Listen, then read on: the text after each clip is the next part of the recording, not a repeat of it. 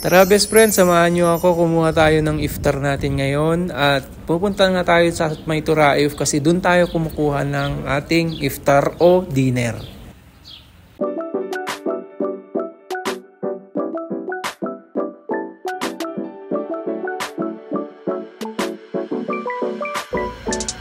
So hello best friend, assalamualaikum warahmatullahi wabarakatuh. Kumusta po kayo lahat? So ayun na nga, pupunta na nga tayo dito sa Turaif best friend. Kasi ilang minuto na lang mag-i-iftar na. Wala pa tayong nakukuhang ayuda.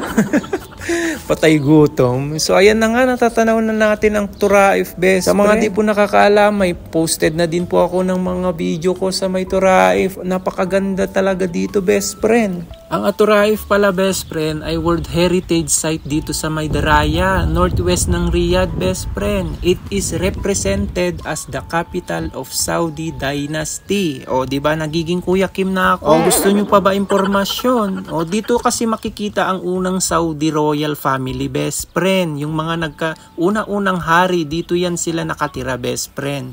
Dito mo din makikita ang Salwa Palace, Saad bin Saud Palace, basta madaming palasyo kang makikita dito best friend. Kasi nga andito sila lahat noong mga royal family era-era, mga ganun best friend. At kung hindi po ako nagkakamali best friend, tinatawag din nila itong the heart of Saudi.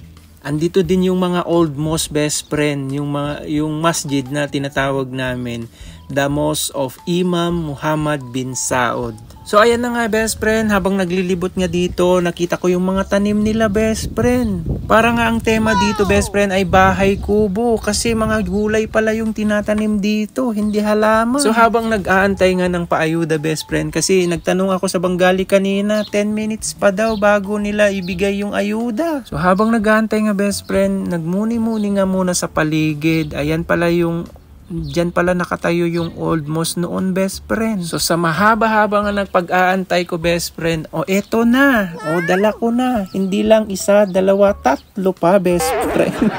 Diba, hindi halatang patay gutom ang person. Diba, PG. Ay hindi naman ako lang kakain kasi best friend, bibigyan ko din yung driver. Tapos yung isa magiging breakfast ko na mamaya. Diba?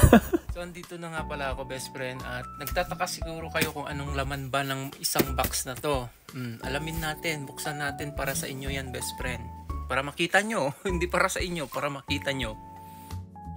So ayun nga best friend, may kapsa, may laban, at may tubig, may kasamang dates pa, saka gulay. Gulay na okra to best friend, tapos may spoon. Ayan, kompleto best friend. Yan po ang laman yan. May chicken, may samusa, may rice na kabsa. Ayan, kabsa nga to, kabsa. So ito po yung laman niya best friend. Pang dinner talaga. So yun lang best friend, maraming salamat. Please do like, share, and subscribe to my YouTube channel, Best Friend Khaled, para ma-notify ka sa lahat ng mga nangyayari sa akin. And follow mo na din ang Facebook ko and also my Facebook page. Maraming salamat. Bye bye, God bless.